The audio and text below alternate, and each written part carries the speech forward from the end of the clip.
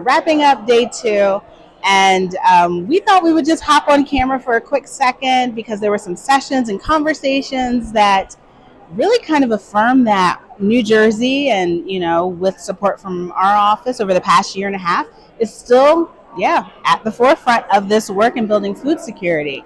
So, Dr. Jenny, you wrapped up your panel this afternoon. You got to talk about program evaluation and what that's looking like and how that's taking shape in our state. So can you share a little bit about that? Sure. So I was on a panel talking about summer EBT with about 3 other states, and was really excited to showcase how New Jersey plans on doing program evaluation for summer EBT. And I was really excited to be able to share the purposes of program evaluation.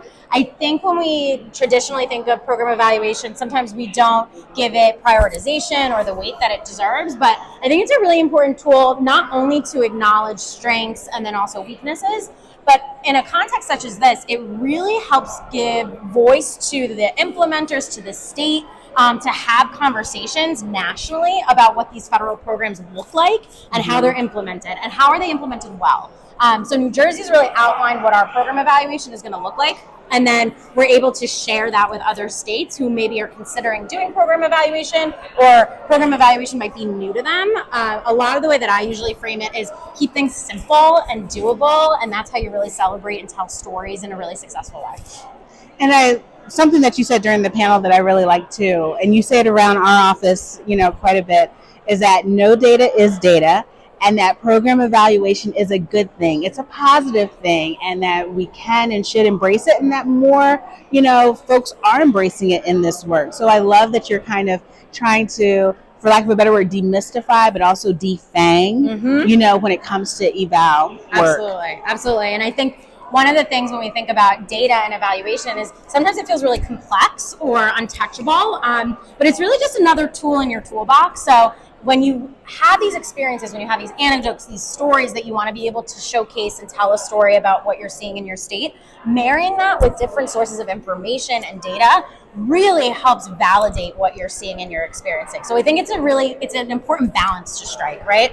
Using data as a tool and also using it to kind of complement all the experiences and the stories that we want to tell. And I know you were in a really great storytelling workshop today. Is that right? I got to hear some really good information and see applications about how intentional storytelling is being done at the community level, and also being really mindful about how we care for those who tell their stories.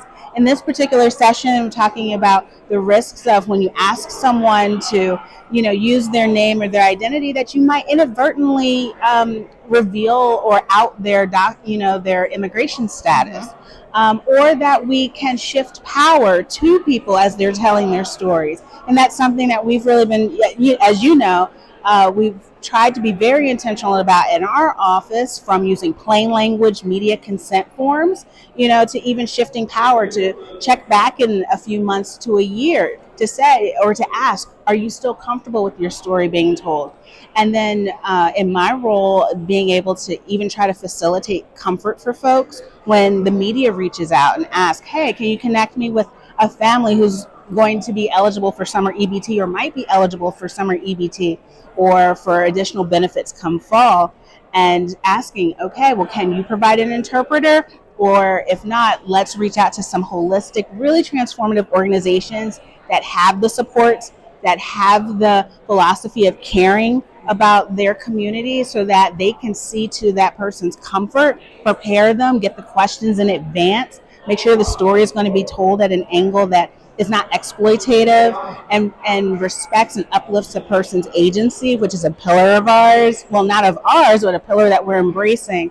So it was really affirming.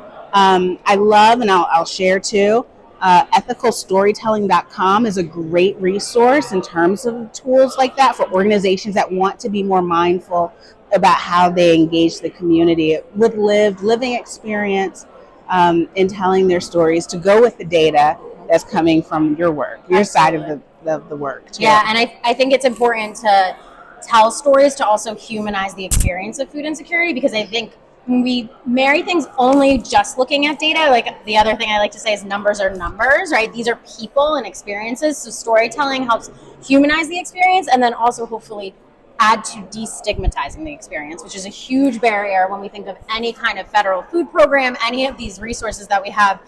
It's really easy to make linkages to why it might be stigmatizing to participate. So we really need to be making sure people feel comfortable, welcomed, and that the resources is a good fit for them, right? And they feel excited about it, right?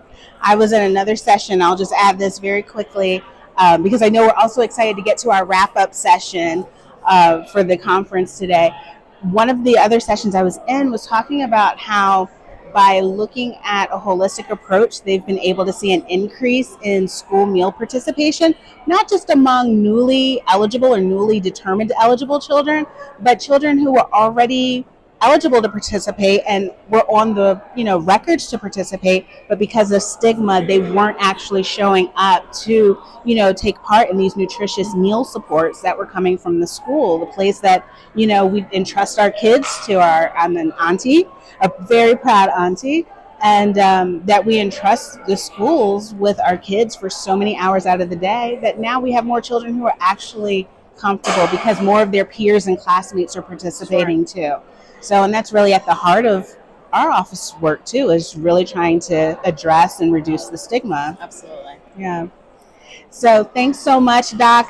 Rose, who's behind the camera, it's been an honor to attend with both of you, great colleagues, and I know we've got a lot more to do, and we'll look forward to being back here next year, I think. Absolutely. Yeah. Talk to you soon.